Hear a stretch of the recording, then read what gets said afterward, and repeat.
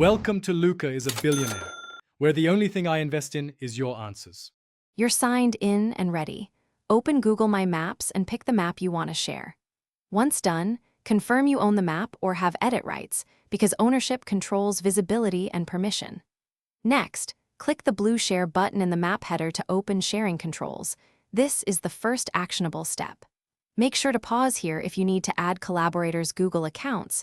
You can't invite non-Google addresses to edit without changing link access. Now you'll set who can do what. Pick editor, commenter, or viewer for each invitee. Editors make changes, viewers only view. If you need broader access, change link access from restricted to anyone with the link. This publishes the map to anyone who holds the URL, so way privacy. Once changed, copy the share link or enter emails to send invites. Make sure to save settings and confirm recipients' roles.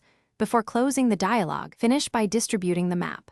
Copy the link to paste into chat, grab the embed iframe for a website, or export KML/KMZ to share data.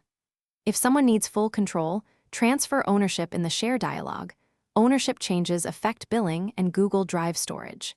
If recipients report access issues, check that their Google account matches the invited address, verify the link access is set to anyone with the link if needed, and make sure the map isn't in a restricted folder. That usually fixes it. Thanks for watching and please subscribe. It's the best investment you'll ever make.